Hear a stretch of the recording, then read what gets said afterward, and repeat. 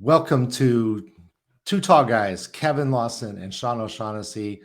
Two Tall Guys is the name of our podcast, but this is our CEO workshop. So this event is an hour long. Our goes live on Tuesday afternoons, and it's only lasts for 15 minutes.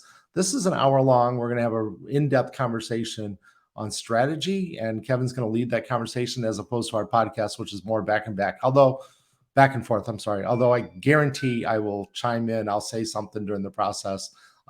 Just more than anything to give Kevin a chance to have a drink of water halfway through the presentation. So Kevin, I'm going to turn on your slides. I'm going to be the host. I'm kind of running everything in the background. So my picture is going to wake. Kevin's going to come back, but I'm going to turn on your slides, Kevin. Get those going. Not yet. What's going on here? It's supposed to be live. There it goes. We can now see your slides, Kevin. You're on, bud. Fantastic. Well, Sean, great to see you as always. And for those of you out there on LinkedIn Live, thanks for being here. And for those of you who may be watching this on the replay, thanks for tuning in. We appreciate your support as well. A couple of housekeeping things. Sean, I'm assuming my microphone is good. I'm assuming you're seeing full screen, so our viewers are as well. So if we're not, let's go ahead and fix that right up front. You are perfectly fine, Kevin. I can hear you. I can see the screen. Everything is good. Go for it. That's fantastic. That's part of strategy. Check your work before you get halfway down a path, which is kind of really appropriate for this discussion. It's a CEO's workshop on sales strategy and how do we accelerate growth. So some of the mistakes we see in practice is that everyone gets so amped up and charged up about launching the next new thing, whether it's strategy or product or something. And we get partially down the road and we go, oh, shucks, we didn't have all the pieces or components in place. So we're kind of spinning our wheels a little bit just trying to get started. So thanks for that, Sean. Again, for everybody out there, as if you're live with us today, please use the chat feature. A couple of reminders about this format and this forum is that we're on somewhat of a delay. So when you're seeing this, it's probably 20 to 30 seconds after I've presented just for the upload piece to LinkedIn. So if you ask a question, we may have to actually go back a couple of slides on the presenter side to get to your question. So I want to encourage you to use that. Shout out from wherever you're watching from. Please let us know. We're always curious about how far away our viewing audience is watching from. So again, we want to thank you for being here. So let's get into kind of the why Sean and I picked sales strategy and accelerating growth as a discussion point. So Sean and I are licensees of an organization called Sales Acceleration, and annually they do this very large survey of small business, and they come back with a statistic. Right? So for the past 5 years, or longer, they've been doing the survey, but in the past 5 years, the majority, we're talking 80-20 here, 80% of business leaders say that their sales strategy is weakness. And that means that they're recognizing that it's either poor or could use a lot of improvement. Now, that's not to say that they don't have a strategy. That just means that sales strategy is a weakness. So some of the examples we saw from that, kind of the story we hear a lot is that when COVID happened, they realized that they were selling a lot of product and they were very embroiled in working on the day-to-day activities in their business, but they weren't really ready for anticipating what could happen if a major event happened. Saw the same thing in 2008, 9, and 10 with the housing market, or like 2007.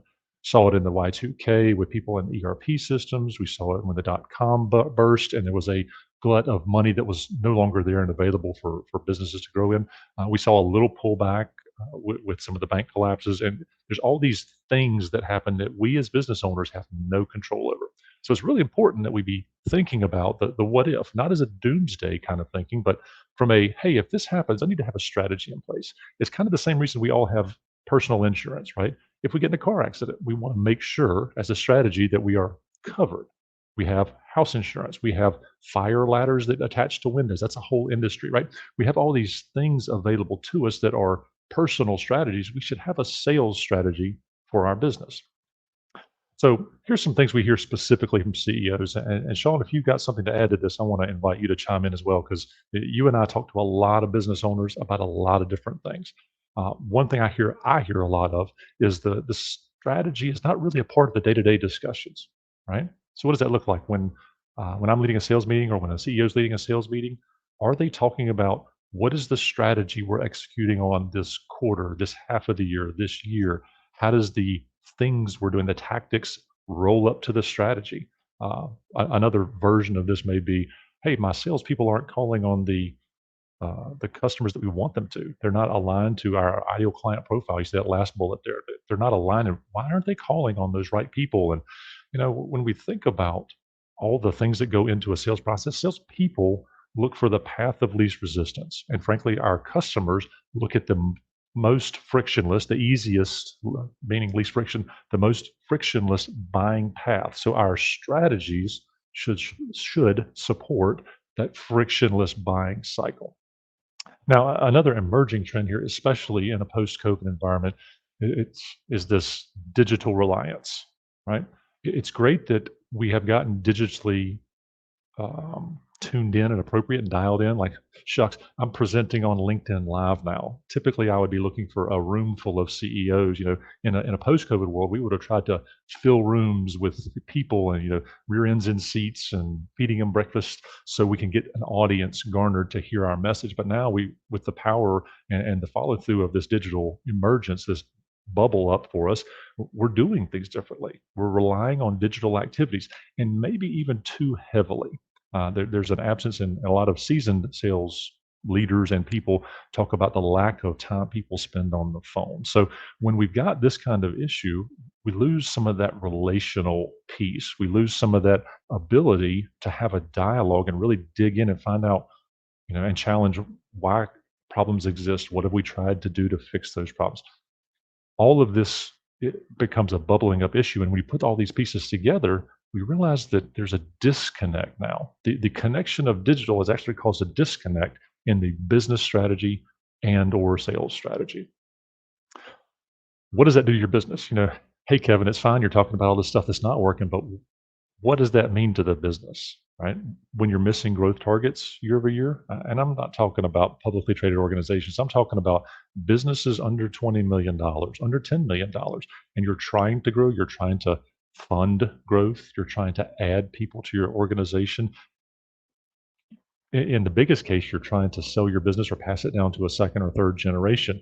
And the thing that we all have to keep in mind, and I do as well as an outside contractor for businesses, is that to fund that transition, that succession plan, the business has got to be growing. There's got to be additional revenue to be able to carry and fund that debt load to pass from generation 1 to 2 or 2 to 3. It's just a fact of life that if a business is starved on the revenue side and the margin side, it's almost impossible to pass on a business successfully without really, really having these monumental changes on the staffing or the inventory side. Another thing we see a lot is this starved pipelines, right? A lack of prospecting or a lack of right prospects or prospects that come into a pipeline of sales, a CRM of sorts. They come into our purview and we start saying, hey, this might be a good fit for our product or solution, but there's just not enough of them. When I'm talking to a new prospect or a new business owner that I've never met before, I ask them questions like, how's your marketing and sales going? And they say, oh, we could really use a lot more leads. And then my next question almost invariably is, do you need more leads? Like, could you handle more leads? Or do you need more people? Do you need your phone to ring more? What does the actual need more leads actually look like in your business? Because without those leads, it's almost impossible to do a forecast, staff for business growth, and all the follow-on challenges that happen are really the symptoms. So back to strategy, having a strategy for sales growth and acceleration aligned to the business, right? Your mission, vision, values kind of statement. Having that alignment becomes really exceptionally key for doing any kinds of growth efforts. A couple other things: you get high turnover for salespeople. Obviously, you can read the slides here, but the big takeaway here is that strategy on the sales side has to be complementary to the entire organization, because uh, revenue, the top of the funnel, is where all the decision making start. You know, without revenue growth, we don't have a reason to employ people, and all the way down to the profit line. If there's not making any money, this is called a club, and we're not building businesses that are clubs. We're building businesses that are high revenue, high volume, and high profit. So I want to paint a picture for you, for all of you thinking out there. It's early on. It's early in Q3. It's early in the morning Eastern time right now when we're presenting this. So I kind of want you to sit back with. I'm imagining you with your coffee here. You could have a robust pipeline, right? Just on the count, you could have a robust pipeline full of qualified prospects, right? Just imagine that right fit for you. You've got salespeople driving business, you've got marketing generating qualified leads, you've got this symbiotic relationship where your pipeline, your future revenues are being achieved in earnest based on that pipeline growth. You've got sales talent coming to you. This is the most fun I get to talk about when you build the right sales culture, when you right size the onboarding and the getting people tuned up with the how you go to market, and they understand their role in their success, they understand their role in your success, and you have this future view of what a perfect sales environment looks like. It's an ecosystem of excellence. And when Sean and I are talking offline, we talk about sales excellence a lot. We talk about a hiring culture, a culture of excellence. This could be your organization, right? In large part, it doesn't happen by starting by writing job descriptions. That's a piece of the puzzle. The future view starts with your strategy. It's your organizational focus, business focus first, then sales is the departmental strategy. So just let that resonate for a second. Let that sink in and imagine what that might look like in your organization. Hey, Kevin, I'm going to interrupt there for a second because Sure. I'm going to add one more thing to the strategy. Please. And that is, think of a strategy where a world where you actually have a fairly significant mind share and wallet share of your biggest customers. So your top 10, your top 15, top 20 clients that you have in your company. What's your wallet share for those companies? I mean, are you getting 5% of what they could spend with you? Are you getting 100% of what they could spend with you? That You're- is a driver of an organization. I think you're going to talk about this a little bit later in the conversation yeah. here, but I just want to set it up a little bit on the imagine your future. Imagine where you have 20 customers that you are partners with, and you are actually driving revenue with them. They are your partners. You know that everything that they ever need from your company was going to go to your company. That's a powerful organization. That's a company that continues to make payroll, continues to have profit, even in down economic times. 100%. You couldn't have said it better, Sean. That's the recipe for excellence and a recipe for a reputation that attracts talent. It attracts customers. It attracts referrals. It's magnetic, and that's really what the end of this effort looks like. So thank you for helping paint that picture. So for those of you who have gone through strategy development for your sales organization before or have not, it's the same question and starting point. It is really, you have to do a little bit of navel gazing, know thyself, a little bit of waxing eloquent here with Ted Lasso level insight, but you really have to start with knowing yourself. So if you've never done this before, look inside the building, look inside the strategy, look inside your four walls and understand what your internal business environment is, right? You have to know what your strengths are, what your weaknesses are, what your opportunities and threats are. Now we're starting to talk about SWOT analysis, which is the right conduit to knowing who your competition is, right? There's no there's no shortcut for doing this research. I'm going to pause there. There's no shortcut for doing the research, because if you build a canoe and no paddle, you're just going to sit in the water and only move as fast as your hands can move you. You've got to understand how the mechanics of the business work, how the landscape of the competitive landscape exists, and how you can excel or exceed your competitive pressures and the environmental pressures that are surrounding your business. Now, if that weren't enough, you can't just stop by knowing. You've also got to understand how you differentiate in the market, right? Because you've done the SWOT or the SWOO or the SOAR, whatever acronym you're using, the PESTLE acronyms to understand how your business operates, but leveraging that insight and information, leveraging information. Say that like, for the people in the back, when you leverage that information, that's how you create differentiation. Now, I'd love to talk about, creating goal line separation, the Deion Sanders approach. What are we doing to, move and maneuver to create that extra arm's length away from our competition so we could catch the touchdown pass? That marketing strategy, the message that we're putting out to the market is very much a part of the internal navel gazing we did for understanding our market fit, understanding our product fit, understanding our competitive pressures. If we're selling red balloons and the market is demanding blue balloons, we're going to have a real hard time, right? It's just that black and white in a lot of cases. The gap that I want you to try and mentally fill here is, am I creating marketing that talks about the problem I solve, or am I talking about the product I'm pushing? Because if I'm not talking about the problem I solve, I'm not creating differentiated marketing. I'm not helping the sales team sell more. I'm not helping generate some leads and leveraging content that they can help generate their own leads. We've got to think about all this, you know, research that we're doing as a roadmap toward creating that differentiated market position, because that's what we want our salespeople to talk about. And I've just woven that first piece of this model, this strategy model, into fruition. We've done the research, and now we're talking about how salespeople will use this content and research to adequately address the needs of our ideal client profile. The people that we want to talk to are going to hear this message. So back to that, imagine a pipeline that looks like Moment, the robust pipeline filled with our ideal client profiles. It comes from starting at this point. If you skip this part and just run to a networking meeting, you're missing the point here. So we want to pull you back and rein you back in, and have you focus on this for the purpose of building a better business, one that has more value. Uh, there's been a few times already in my career when I've been able to say to a business owner, hey, if we don't do this work now and get to this differentiated marketing piece, we can't create a repetitive sales cycle. But here's the big kicker. When you go to sell this business or hand it off, it will not be worth as much to the market, because somebody else is going to have to build this to make this a robust business and fund the growth it's going to take to pay off the loan or the equity that you're trying to get out of the business. So if you want to create future long-term success that has dollars and zeros and commas in it, start here. Do the foundational work. Don't build the top of the pyramid before you build the base. So that was a little bit long there, but the point here is that strategy starts with understanding, and that understanding will build a wonderful, wonderful, flat, square base to build a huge, pyramid of success on. So what does that look like?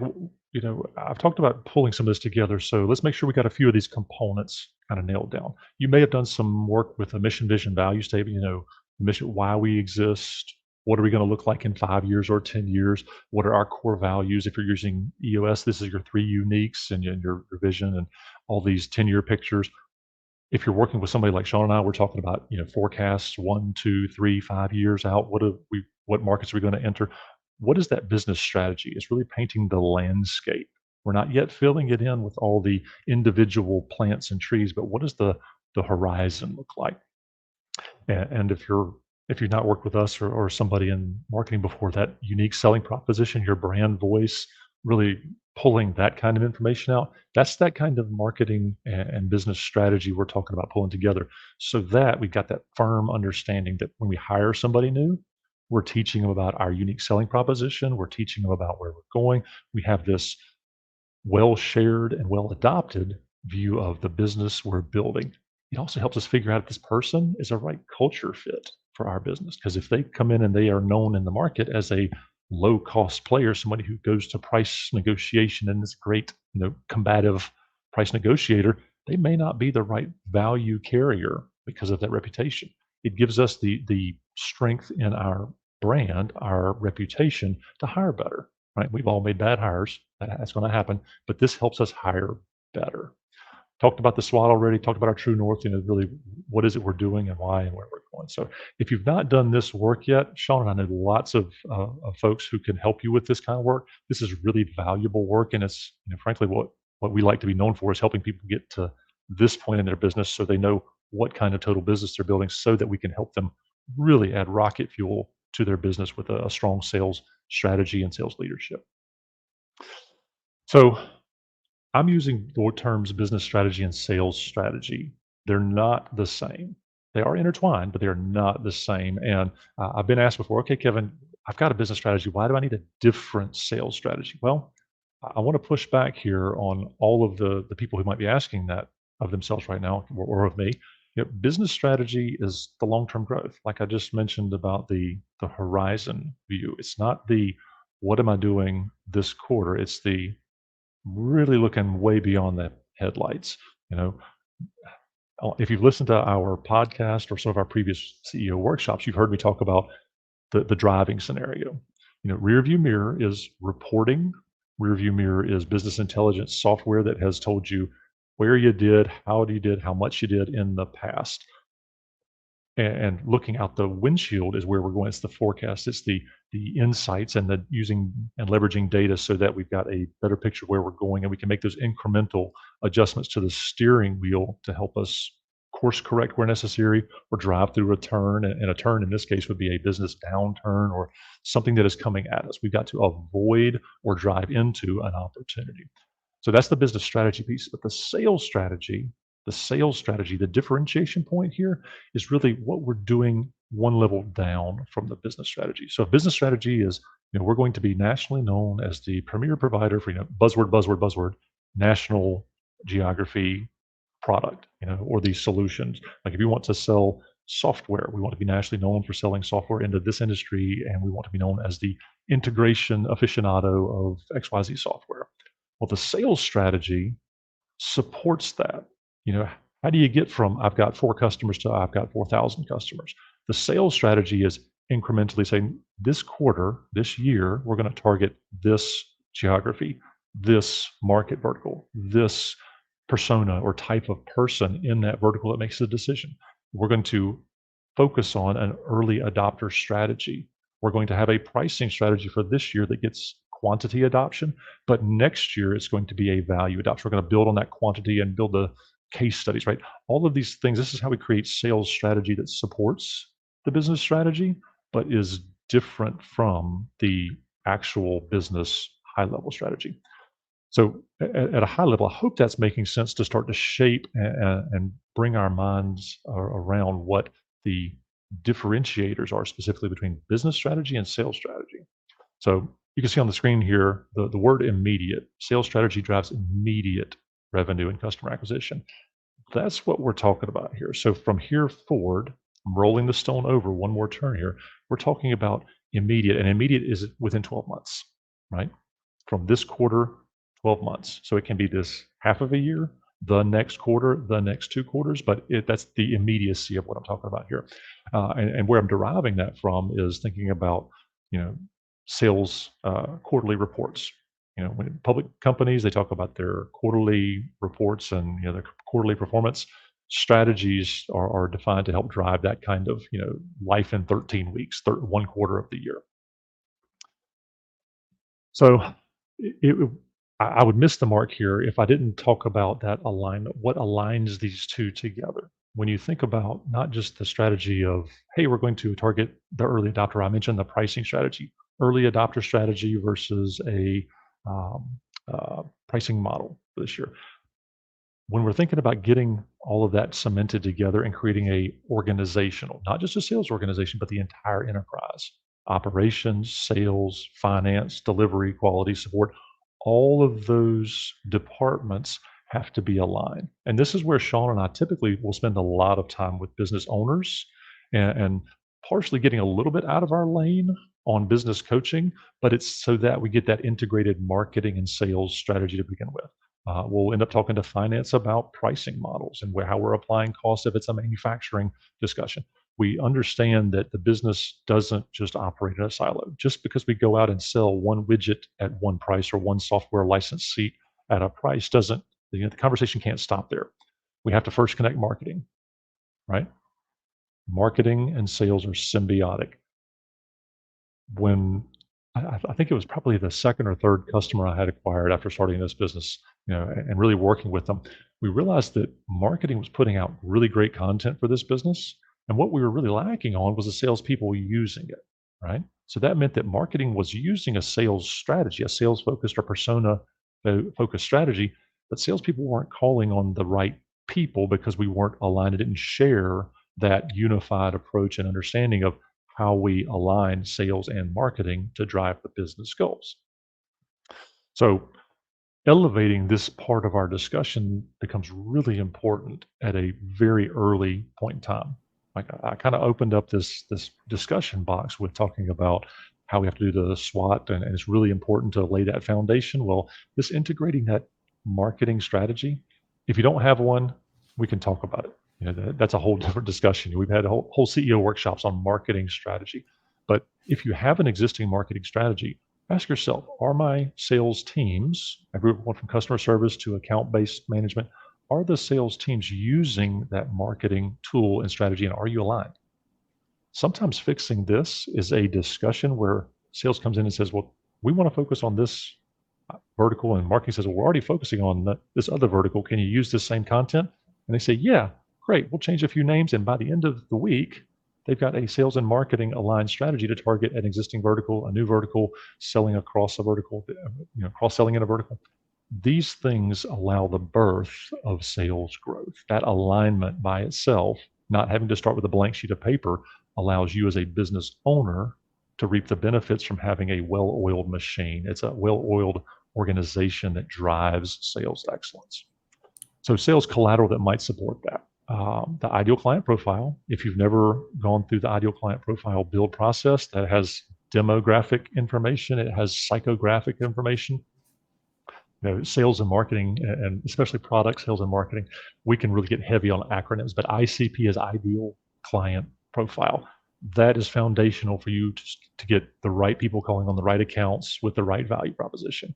That unique selling proposition, USP, it's like your value prop. The unique selling proposition is what you are selling. It's the solution you're selling, not the product you're selling, not features, right? We can all get too heavy in feature, benefit, proof, right? That's marketing 101, right? Feature, attribute, benefit, proof, FABP, again, more acronyms. But when we peel back the layer on that and we say, well, why is that so important? When we understand our unique selling proposition, it helps us create that goal line separation.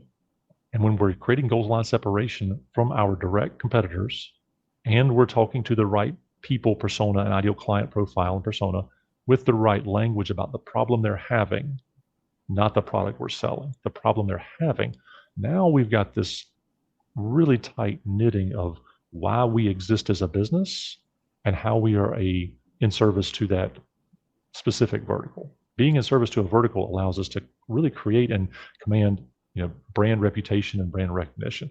Now, sales collateral supporting KPIs, key performance indicators.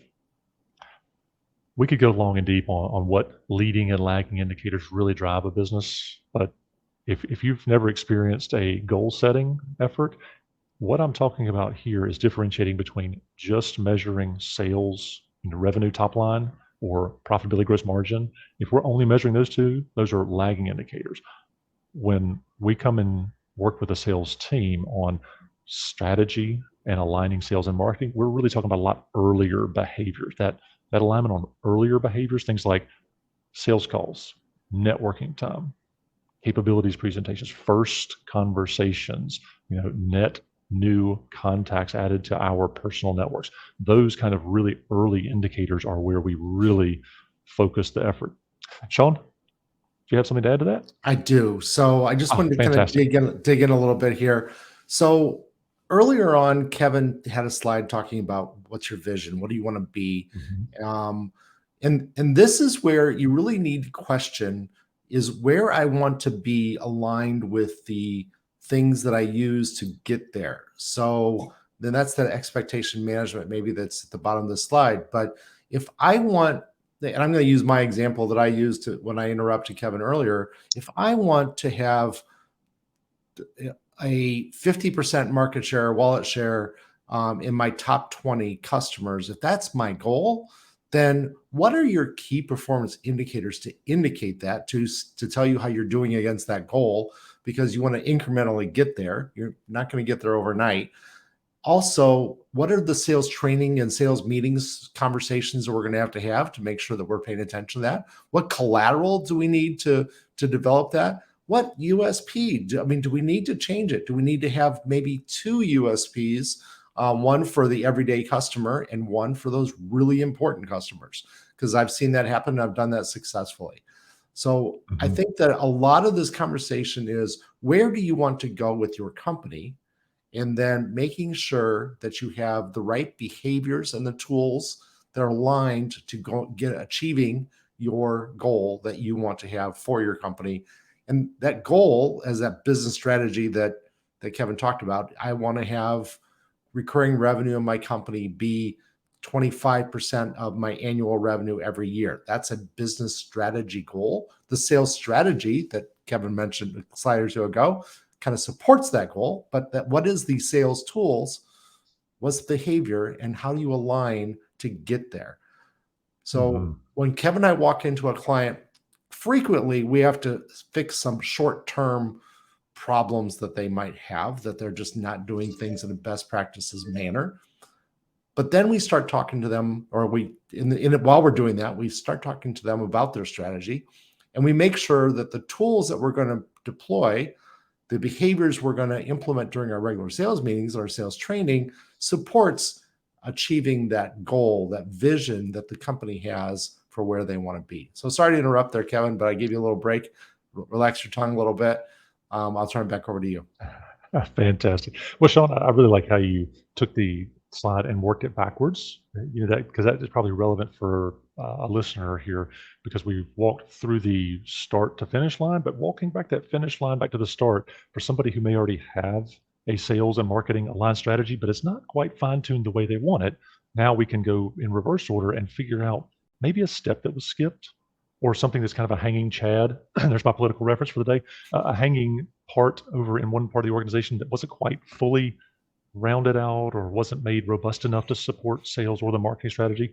Sometimes sales needs to change to fit marketing. If we're carrying the wrong message, it's a great time to get trued up with marketing, and a few choice word changes in the way we deliver a message about a problem we solve can mean all the difference in the world. So this is not just a sales fix marketing discussion. It's a marketing fix sales discussion, and create that symbiosis that creates revenue, right? So thanks for that. Mindset. This is specifically for all you sales leaders, chief operating officers, CEOs, presidents. Mindset is key, right? When I'm talking about mindset, I'm talking about having a growth mentality. And it's not growth at all costs. It's not bottom dollar price. It's not one thing specifically. But when you're thinking and talking about growth and gaining buy-in to the culture, your sales culture, your organization, your mindset will be the bellwether for the entire organization. So if you're fairly negative, guess what you're going to probably breed inside your organization? It's going to be tough to get buy-in on a positive strategy when you are negative. So you may need to reach out to Sean and I and say, hey, Kevin, who are some mindset coaches, some CEO coaches in your world that can help with mindset? Because Sean and I know some great ones locally and across the U.S. So mindset is a really big part of making the alignment stick and become and remain sticky in organizations that have historically not been connected, right? There's a shift that has to happen. The pain of change has to be smaller than the pain of staying the same, and we help facilitate that. So good stuff. Now I want to talk about acceleration, right? That there's a few things that if I came into this this workshop, I would expect to leave with. One is, okay, what do I need to do tactically? I'm going to push in the clutch and talk about tactics for a second, because tactics are what supports the strategy that really accelerates the growth. So I talked about the driving example earlier, where we're seeing beyond the headlights. Stopping the practice of forecasting where you're looking at relationships by revenue, right? Where you're only ranking there's an absolute there. When you're only ranking relationships by revenue, or how long they've been a customer, or how much you like them, or how much profit, or profitability, that is that's growth limiting. Now, Sean is 100% correct that you need to look for growth potential, like growing the wallet share. You start with your top 20, right? That's a rank right there by itself, but that's not the strategy. You focus within that top 20. If you're already getting 100%, you can't say, well, I'm going to grow their business. You got to help them grow. But we can't just say, I've got 100, I'm going to get 110% of their business. It doesn't work like that. We're talking about the practice of saying, well, hey, here's our top 20. That's what we're going to focus on, period. That's not a strategy. That's a behavior, right? So what I want you to instead do is focus on growth potential.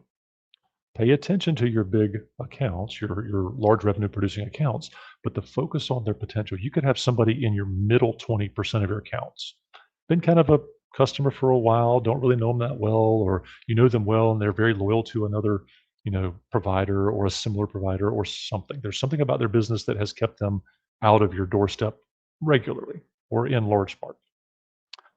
Focusing on their ability to grow, and then saying, you know what, this quarter this quarter is going to be the quarter where I focus on this middle 20. They've got 100 people in their organization. They could be doing a whole lot more for us. I need to understand why they're not working with us, right?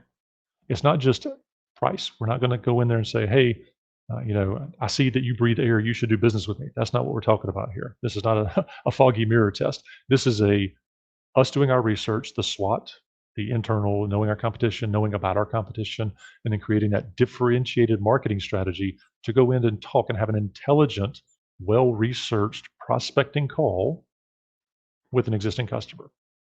And how many of you have done that in the last year? A prospecting call with an existing customer. It's almost like, it runs counter to the way you would think about a prospect. But here's where we can create some real value. You know a little bit about the customer, you know about their spending habits, their paying habits, frankly, if they're buying from you. But looking and saying, well, I'm going to research more about their leadership team, their middle management leadership team, depending on who your economic buyer is.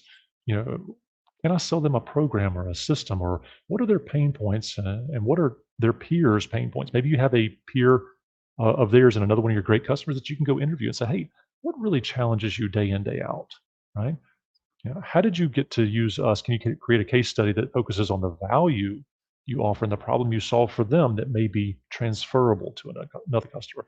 That kind of growth focused mindset becomes your really core value, that your unique selling proposition you're bringing to that customer. Now, that just leads into creating the conversations and topics. But again, I can't beat this bottom bullet enough. Does your marketing message align with your growth focus? Spend time focusing on your message. Test it on, you want a test group? Go ask your family. Go ask your neighbor. Give them the marketing message. Ask them what they hear, what they think you're saying, because what you are saying may not be what they are hearing. Testing that message out with an audience that is not already your audience is really insightful for you as a salesperson, a marketer, a sales leader. Get out there and stand in front of the mirror, hear yourself, record yourself. I give a lot of advice to my new reps or my reps that are coming into new product verticals or marketing verticals. I say, hey, let's go practice this. Let's record ourselves and see where we could improve our message so that we help people understand the problem we're solving faster. Word choice becomes really important here. So when we're thinking about accelerating growth, we're not just casting prices to wider audiences. We're not just emailing more sell sheets. We're focusing on why they should buy from us, right? A quick nod here to compensation plans. If you've really got challenges on your sales team and you want to, at the leadership level, have a leadership strategy for growing sales, focus on what you're incentivizing people to sell. If you want them to sell net new accounts, pay them more, pay your salespeople more to target those new accounts, right? Salespeople are in large part coin operated. If you give us a goal, tie dollars and cents to it, we will go chase that goal, right? Unless it's just a bad goal that we can't sell. You don't want to sell, ice cubes to Eskimos kind of, scenario here. We really want to focus on what we can sell and creating that frictionless buying environment to get the growth we really want to design and grow. So again, strategy and acceleration come from right revenues, right incentives, and right metrics to drive growth. Hey, Kevin, just a second before you go to the next slide. We got a comment from the audience, Mikkel. Thank you very much, by the way, for your comment online. So I'll just read it for everybody, so that way it's in the record. Sean, I agree. Key account strategy leads to many positives beyond market share and profit and revenue improvement. The relationship leads to a new product development incubator, which could become an industry standard, technology partnership, and other intangible, which will help your business to grow in value. Just want to know if, Kevin, if you have any comments on that.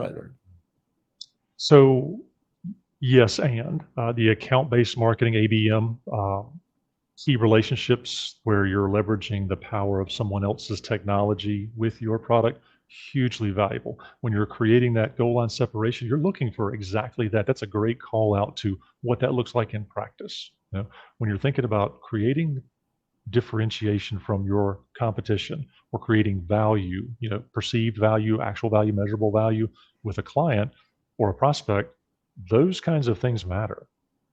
strategic relationships, alignments. Think of a B2C view on this is airline miles, right?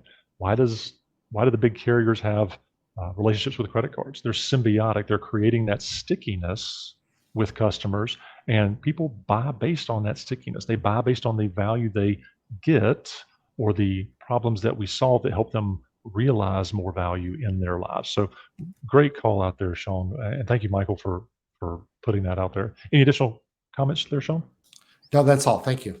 Oh, fantastic.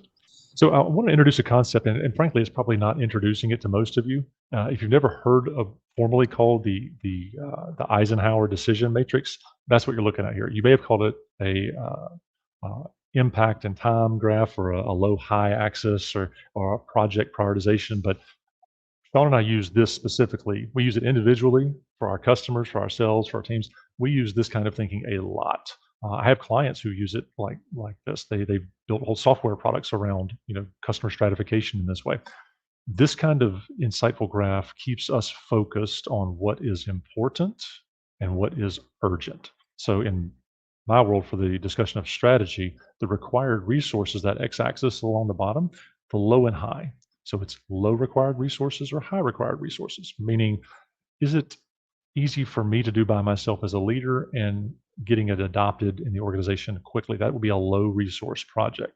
Now, the organizational impact is at low or high. So if I, as a sales leader, want to change email signatures, right? That's low resources, but really low impact. It's really just window dressing on an email, right? We're not going to drive incremental sales based on my name is Kevin and I work at XYZ company. Here's my phone number.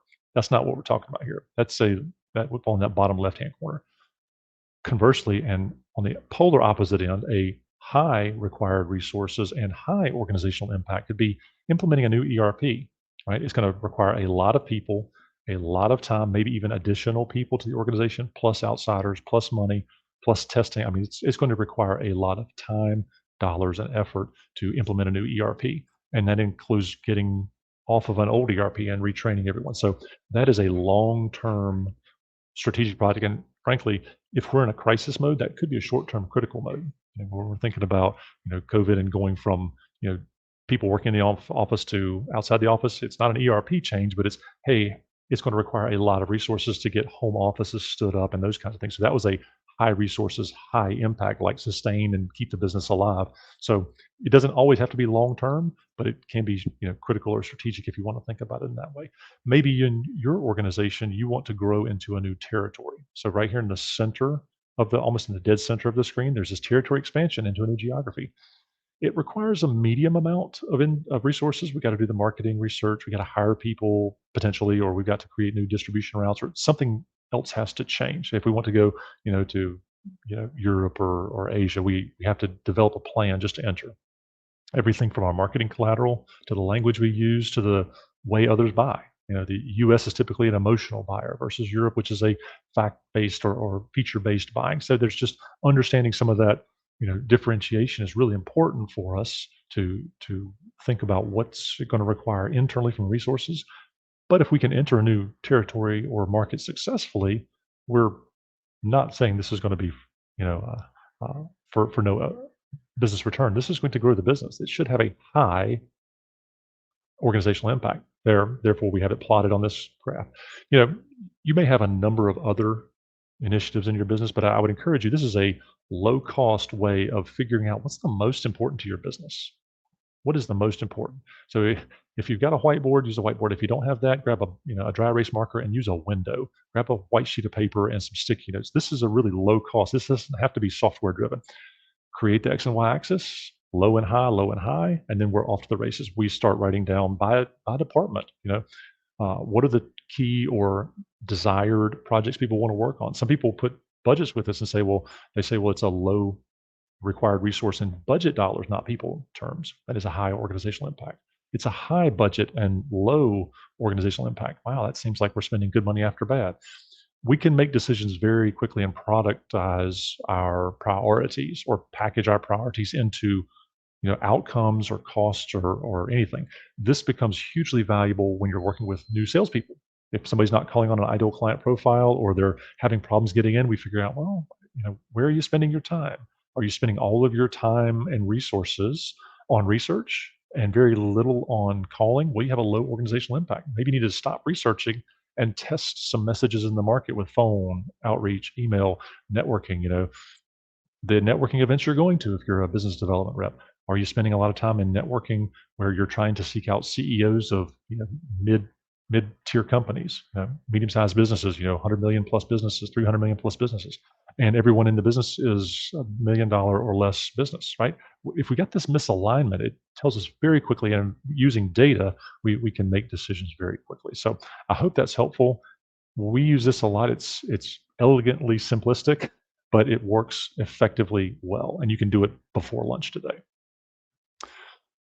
So as we're starting to get close to the wrap-up time here, I'm starting to think about, okay, what should you as a business owner or as someone who works with business owners be taking away from here? The reason we're not giving you so many prescriptive tasks is because we know that every business is different. You know, if you will first, as a business owner or an influencer, think about unique differentiators, right? Your key value to the market is your market value, your unique selling proposition. Then, like I just mentioned on the last slide, get the Post-it notes out, create a list of projects, color code them by department, right? If you can't put a time basis or a business impact in terms of dollars or people or something, if you can't do those things with a project, they're probably tactical, not strategic. And that may be a Debbie Downer for some of you who really want a new phone system, but I hear that for some reason. I hear that a lot. I want a new phone system, and I don't know why that is. The conversation comes up a lot, and it seems to be an epidemic for people wanting new phone systems in some way, shape, or form that are tied to CRMs. The challenge there is that a new phone system doesn't turn into new sales unless you don't have a phone system at all and you're not making any outbound calls. That's the only time I'd really want to tackle that. But phone systems are expensive, right? So to kind of spin a yarn on that topic, if it's a tactical project, it doesn't need to be elevated to strategic level, meaning you probably at the leadership level don't need to talk about it as a full leadership group. That's an expensive meeting for a non-value add topic. Again, use the Eisenhower matrix tool. So that was a quick review, but if you'll take your list of projects, press that up against your SWOT analysis, press that up against your competitive analysis, your market competition, and then your unique selling proposition and your mission, vision, values, you should quickly start to see some alignment and give yourself some guardrails to start really pushing the business forward. We'll shunt and push off to the side and repurpose the resources, the people resources that are working on non-growth projects. That doesn't mean you won't have non-growth projects. It just means that we'll get really intentional about accelerating growth by working on value add, customer facing and growth or organizational capacity building projects, right? I've worked in distribution and software a lot in my life, and we talk about resources and warehouse space. If you're in a product heavy organization or product heavy sales environment where you have to stock to fulfill orders, space is at a limited quantity. So getting space available is a strategic project, and maybe even adding a new facility can be equally as strategic. Again, big dollars, long time, because if you're building something, a really long timeline. But if you're taking over other, additional warehouse space in adjacent warehouse, that could be a tactic that you're using to fulfill the strategy of being able to handle 1,000 orders a day versus 500 orders a day. Maybe your ERP needs to be upgraded to be able to handle that, or you need to add a module. All of these things together, talking about and getting very intentional about how you're going to resource growth will actually by itself help you grow. So don't skip those tasks. Sean? Hey, Kevin, I'm going to interrupt there. Just if you could go back just a second Sure. there.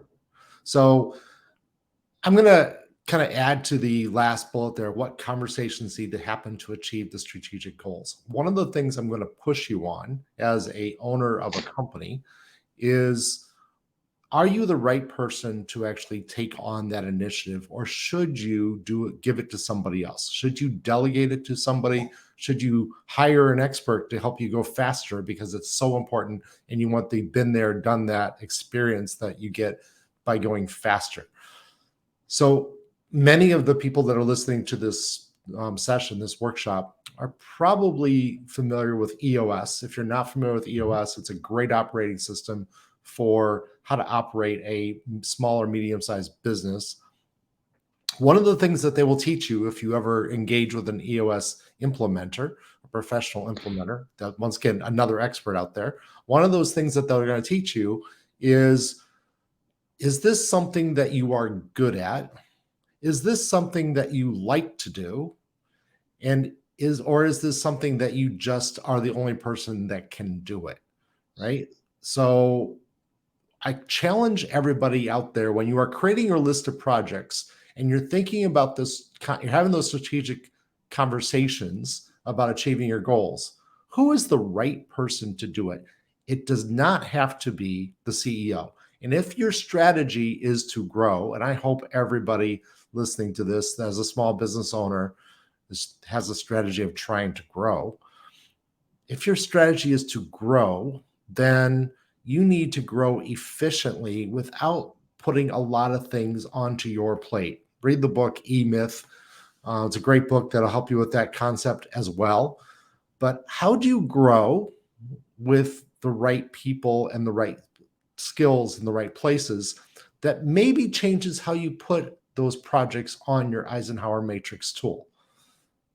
Just a thought. Think about experts, think about who you can delegate to, think about, do you really like to do it? In which case, stop doing it if you don't. Let somebody else do it for you. Kevin? Absolutely. Absolutely. And one of the first thing that comes to mind is accounting, right? Uh, Absolutely. finding somebody who is a professional at accounting that can do it in half the time with twice the accuracy, great investment of your dollars and getting more out of your day. So Yeah. let's talk about So E-Myth, if you've ever read that book, and please read the book, it's a good book. It's not a great book, it's a good book. They start with, the first thing you want to get rid of is an accounting person, right? Because doing the books is not why you started your company, unless, of course, you're an accounting company, in which case I'm sorry if I just offended you out there. But maybe I didn't offend you because you get it, right? You say, yeah, people shouldn't be doing their own books. It's hard, it's complicated, it's tedious. Have somebody else do that for you. And hire an expert to do that. In fact, if you're over, and I'm just going to make a blatant statement or blunt statement here, if you're over $5 million in revenue in your company, then you probably need to have the services of a fractional CFO. Because at some point, if you're over $5 million in revenue, you're probably worried about banks. And if you're worried about the bank more than just the place that your money goes in, your money goes out, if you're worried about getting loans, if you're worried about having a line of credit, all of those things, get a fractional CFO for a day every 2 weeks, day every 3 weeks. Have them just help you get that better. And Kevin and I have great friends that are fractional CFOs. Get them on board and get the right person on the project so that your Eisenhower Matrix is actually humming along just fine. Mhm. Yeah, they are a resource that will pay for themselves in no time flat. But that's really important that nod there, Sean, when we talk about, and one of my favorite phrases is up here right now, but breaking that strategy into steps. I've heard this slow is smooth and smooth is fast. I've heard it attributed to Marines. I've heard it attributed to, firearms. I've heard it attributed to a lot of things.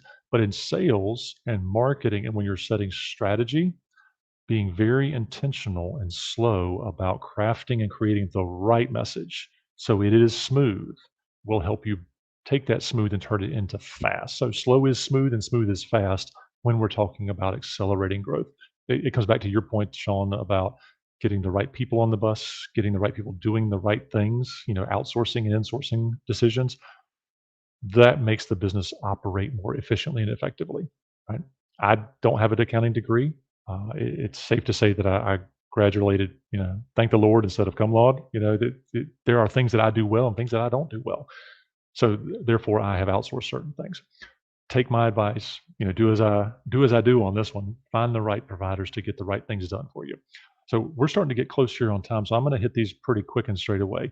Give yourself a deadline. This is your to-do list for today, even for creating the strategy. Give yourself a deadline. We've always talked about SMART goals, and we've heard from the dawn of time, make it a SMART goal, giving it, timelines and actionables and referenceable and resources. Defining success and poor performance ranges. When I did this for new sales reps, I saw their behaviors not only change, but I saw their actual performance improve because they knew, they were like, oh shucks, if I'm supposed to do this activity or create this achievement, this week, I know if I've got 3 of these activities or achievements, that's like getting a D. That's a low performing. But if I've got 6, that's high performing, right? And these incremental leading indicators, these ranges, like the target is 4, but if I get 3, that's bad. If I get 6, it's exceptional. Exceptional should turn into a higher commission paycheck. So I'm going to try and hit 6 every week, right? Because that's exceeding goals. That's putting more money in my pocket potentially from a commission standpoint. So that range helps them understand how they're performing. You don't have to have a you're doing this well, you're doing that poorly moment, because they know when you create that range for them, you're telling them this is what I'm looking for. We all have a shared vision of what performance looks like. Creating a resource plan, who can own the process. Sean, you gave a nod to this earlier. If it's something you can push down to someone in your organization, meaning it's a departmental that's not executive level, and you have that ability in your organization, e-myth it, yeah, or use the traction model. Find the person with the right job description to subordinate that task to, or elevate tasks to you. If you're asking a marketing intern to create the marketing strategy for the entire company, I think that might be a misalignment. You may need to set that marketing strategy and help them see their role in that strategy. So subordinate and elevate tasks and goals as appropriate. A reminder, back to what we kind of led the discussion into, is what your organization could be, that robust pipeline. Think about what you want your organization to look like at the business strategy level. Then consider for the sales organization what that looks like or needs to look like to help you achieve that overall business organizational view in the future. Regularly exceeding revenue targets. Regularly, that second line there, you regularly exceed revenue targets. Think about an environment in your business where that happens. Just that one thing by itself, that will, in large part, fix a lot of other challenges you have. The banking challenges go slower. The worrying about 1 or 2 customers going away that are your key customers. If you have 100 customers, 1 or 2 typically aren't going to make the huge difference and be a business crushing moment. So this could be your future. All right, Kevin, this is great, but we got to sell something before lunch. I completely agree. Your 2-week plan, if you're watching this real time, 2 weeks from now, you could be in the seat of completion. If you're watching this, days, weeks, months from now, you can still set the timer for a 2-week sprint. 1 hour a day is all I'm asking for. If you will do these things 1 hour a day, you will put your business and organization and your sales trajectory, the path you're charting towards, in a better position. Gather your document. We started out by talking about SWOT. We talked about goals. We talked about a lot of data points, competitive analysis.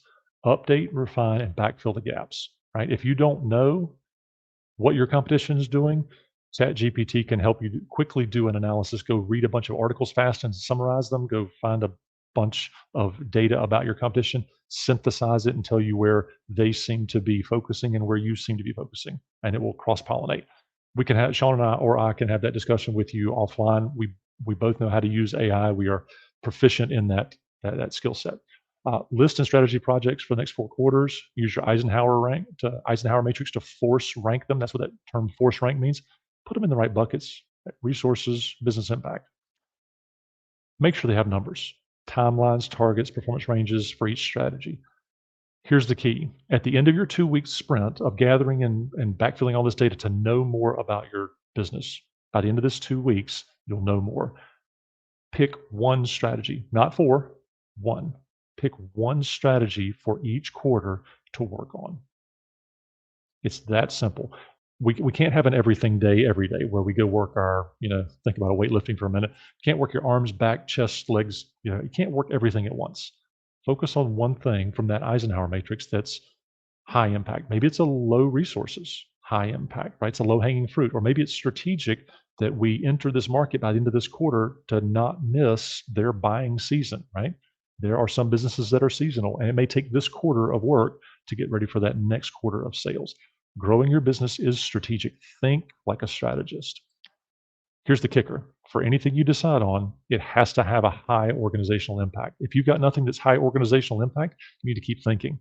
Call somebody like Sean or I, or a business coach or a mindset coach, to help ferret out what is most critical and will have the highest organizational impact for you. It's how we make more money and have more fun. Sean, we're right here at the top of the hour, so I want to give everybody one more takeaway, just a freebie here. Sean and I, we do a Two Tall Guys Talking Sales podcast. And if you've not listened to it, it's the best 15 minutes you'll get every Tuesday at 4:30. Get it wherever your podcasts are downloaded from. If you're not listening to a podcast, this is a great one to start from. You know from looking at us that Sean and I have faces made for radio, and Sean and I like to jest on the podcast that we have voices made for print. So we love giving away some of our experience and helping people problem solve based on everyday problems. So join us for that. And if you've got a topic that's got you really stumped, throw it at us. We'd love to break it down and give you credit for the idea, and maybe we can even give you some feedback on how to solve one of your problems. If this is your first time experiencing Sean and I are both own our own companies. We're fractional VPs of sales or fractional CROs, depending on the term you like. But we own our own businesses in sales leadership and sales infrastructure and excellence. Based in Cincinnati, but we serve the world. We've got customers on multiple continents, multiple states, multiple time zones. So if you've got a selling situation, we've probably experienced it either firsthand or with our customers and how to sell it. So Sean, why don't you close this out? Yeah, so I hope you enjoyed this presentation. We are right here at the bottom of the hour, so we did exactly 1 hour, which is amazing because we never get done on time with anything that we try to push. I do want to tell you that we are going to do another CEO workshop. We try to do these every month. We took a couple months off over the summertime. We just got busy. So, but we're going to go back into our monthly schedule of doing that, as well as the weekly schedule for the Two Tall Guys Talking Sales that we just talked about. Our next one is at 10 a.m. on September 13th. You'll see that on LinkedIn come out soon. Please register for that. Please join us. And I hope you will enjoy this. You can always catch this episode on LinkedIn at any time. LinkedIn keeps these episodes out there forever, or whatever they term forever as being. It's also going to be on YouTube in a couple days. So you can find it on our YouTube channel, which, by the way, is called Two Tall Guys Talking Sales. So just search for that on YouTube and you'll find us there as well. Thank you very much, Kevin. This was good. I really appreciate it. We got a couple of thank yous from the group. Thank you very much, Kevin and Greg and Michael, for your comments and your support. We appreciate that. And anybody else that was too ashamed to actually write a comment, that's fine too. We'll catch you on the flip side. Thank you very much. Have a great day. Have a great weekend as well. Enjoy the end of the summer. We're getting down to the dog days of August here.